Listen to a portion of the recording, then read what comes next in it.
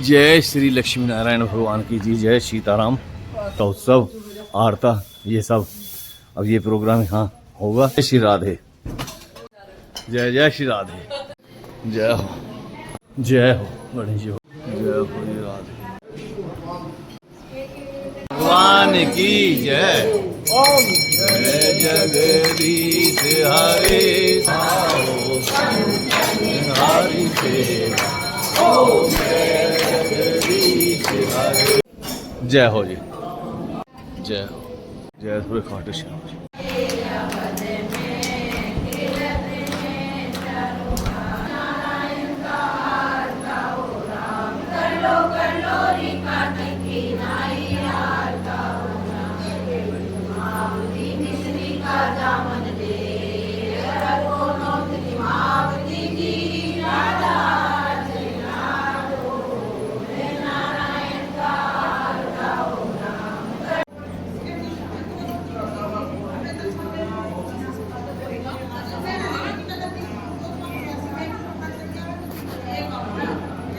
वक्रतुंड महाकाय सूर्यकोटि संप्रभ निर्विघ्नं कुर्मदेव सर्वकार्येषु सर्वदा। श्री कृष्णाय वासुदेवाय हरिये परमात्मने प्रत्यक्लेशनाशाय गोविंदाय नमो नमः। जय श्री कृष्ण। राधे राधे, राधे राधे।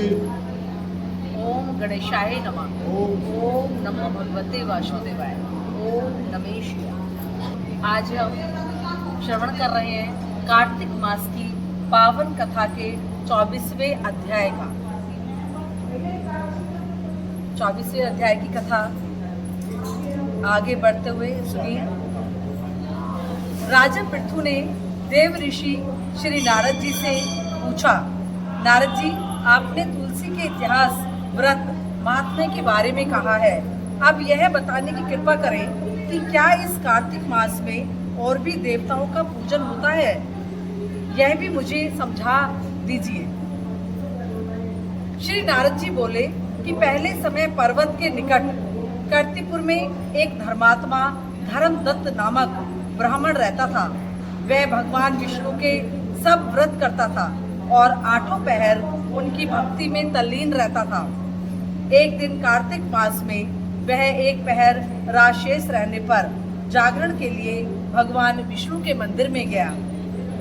वह हर प्रकार की सामग्री लेकर पूजा करने के लिए जा रहा था कि उसने मार्ग में एक बड़ी भयंकर राक्षसी को देखा, जिसके बड़े बड़े दांत थे, लपलपाती हुई जीभ थी, बड़े बड़े लाल नेत्र थे, जिसका शरीर नंगा था और मांस रहित था। उस भयंकर राक्षसी को देखकर धर्मदत्त बुरी तरह से कांपने लगा और कुछ उपाय न देखकर उसने पूजा की वाली थाली को और जल का लोटा उस राक्षसी पर फेंक दिया, क्योंकि उसने भगवत नाम का जप करते हुए वह सामग्री और जल का लोटा, जिसमें कि तुलसी दल पड़ा हुआ था, उसको मारा था। इससे उसके जन्म जन्मांतर के पाप नष्ट हो गए और उसे अपना पूर्व जन्म स्मरण हो आया। वह हाथ जोड़कर धर्मदत्त के चरणों में गिर पड़ी और उसने कहा कि हे विप्र, मैं पूर्व जन्म के कर्मों के फल से इस अवस्था को प्राप्त हुई हूँ। नारद जी ने कहा कि हे राजन, उसको इस प्रकार प्रणाम करते हुए देखकर अति विस्मित होकर धर्मदत्त ने पूछा कि तेरी यह अवस्था किस कर्म के फल से हुई है? तो पूर्व जन्म में कहाँ रहती थी और तेरा कैसा चरित्र था? यह सब कुछ तू मुझे बता दे। उस राक्षसी ने, जिसका नाम कलहा था, उसने कहा कि हे ब्राह्मण, सौराष्ट्र में भिक्षुक नामक एक ब्राह्मण रहता था। मैं उसकी पत्नी थी। मेरा स्वभाव बड़ा ही निष्ठुर था। मैंने अपने पति का कभी भला नहीं चाहा, न कभी उसे अच्छा भोजन और मिठाई ही खाने को दी। मैं प्रतिदिन उससे लड़ती झगड़ती रहती थी। मुझे इस प्रकार की लड़ाका देखकर तथा नित्य पिटती की कलह से तंग आकर मेरे पति ने दूसरा विवाह करने का निश्चय कर लिया। यह सुनकर कि मेरा पति दूसरा विवाह कर रहा है, मैंने उसके दूसरा विवाह करने से पहले ही विष खाकर आत्महत्या कर ली। मेरी मृत्यु के पश्चात यम के दूत आए और मुझे पकड़कर गदा मारते हुए यम के पास ले गए। यमराज ने मुझे देखकर चित्रगुप्त से पूछा कि हे चित्रगुप्त, इसने क्या कर्म किया है, जो भी कर्म इसने किए हैं अब इसको उनका फल भोगना ही होगा। चित्रगुप्त ने यमराज से कहा कि इसने अपने जीवन में कोई भी अच्छा काम नहीं किया और यह सदा अपने पति को खराब भोजन देकर आप सदा अच्छा भोजन खाती रही है, इसलिए यह अब विष्ठा खाने वाली होगी। इसको अब सूकरी का जन्म दिया जाए, चूंकि यह अकेली ही पाक के बर्तन में भोजन करती थी, इसलिए यह अपने बच्चों को खाने वाली बिल्ली होगी। इसने चूंकि अपने पति पर क्रोध करके आत्मघात किया है, इसलिए यह प्रेत योनि में जाएगी।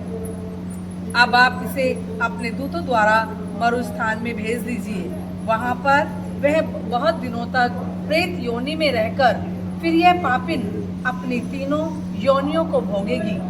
हे विप्र, मैं 500 वर्षों से प्रेत योनि में हूँ और भूख प्यास के कारण नित्य दुखी रहती थी कि एक दिन भूख से तंग आकर मैं एक वैश्य के शरीर में प्रविष्ट हो गई और उसके शरीर द्वारा मैं कृष्णा और वेणी के संगम पर इस देश में आ पहुंची। मैं कि एक दिन भगवान शंकर व विष्णु भगवान ने मुझको बलात् उसके शरीर से बाहर निकाल दिया। मुझे फिर अब आप दिखाई दिए, आपके लोटे में से तुलसी दल का एक छींटा मेरे ऊपर पड़ा, जिससे कि मेरे सब पाप नष्ट हो गए। हे द्विजोत्तम, अब आप मुझे यह बतलाइए कि आगे होने वाली तीनों योनियों और इस प्रेत देह से मेरी मुक्ति किस प्रकार होगी। धर्मदत्त कलह की बात को सुनकर और उसके पिछले कर्मों और उसकी वर्तमान अवस्था को देखकर बड़ा दुखी हुआ और उसका दुख देखकर उसका चित्त पिघल गया। फिर उसने दुखित भाव से कहा। आज 24वां अध्याय यही विश्राम लेता है और हम कल श्रवण करेंगे कार्तिक मास के 25वें अध्याय का और यहीं पर 24वें अध्याय को विराम देते हैं। महारानी की जय, राधे रानी की जय, श्री लक्ष्मी नारायण भगवान की जय हो। हरे कृष्णा। जय जय तुलसी माता, मैया जय तुलसी माता, तुमको निश दिन ध्यावता, हरि विष्णु विधाता, ओम जय तुलसी माता, सब जग की सुखदाता, तुम ही वरदाता, मैया तुम ही वरदाता। जय जय तुलसी माता, जय जय तुलसी माता, सब योगों के ऊपर, सब रोगों के ऊपर, मैया सब रोगों ऊपर, रज से रक्षा करके तुम ही भवत्राता। जय जय तुलसी माता, बटु पुत्री हे श्यामा, सुरबल्ली ग्राम्या, मैया सुरबल्ली ग्राम्या, विष्णु प्रिय जो तुमको सेवे वो सब तर दाता। जय जय तुलसी माता, हरि के शीश विराजत, त्रिभुवन से हो वंदित, मैया त्रिभुवन को वंदित, पति जनों की तारणी तुम ही विख्याता। जय जय तुलसी माता, लेकर जन्म विजन में आई दिव्य भवन में, मैया आई दिव्य भवन में, मानव लोक तुम्ही से सब सुख संपत्ति पार। जय जय तुलसी माता, हरि को तुम अति प्यारी, तुम ही वरण कुमारी, मैया तुम ही वरण कुमारी, प्रेम अजब है उनका तुमसे कैसा नाता। जय जय तुलसी माता, जय जय तुलसी माता, मैया जय तुलसी माता, जो तुमको अवतरित सिद्धि फल पाता। जय जय तुलसी माता, बोल तुलसी मैया की जय, बोल शालिग्राम भगवान की जय, श्री लक्ष्मी नारायण भगवान की जय, बोल राधे रानी की जय, श्री कृष्ण भगवान की जय, राधे राधे राधे जय। 24वें अध्याय का विश्राम है और कल हम प्रारंभ करेंगे 25वें अध्याय की कार्तिक मास की कथा। हरे कृष्णा कृष्णा कृष्णा हरे हरे, हरे राम राम राम हरे हरे। जय जय श्री राधे।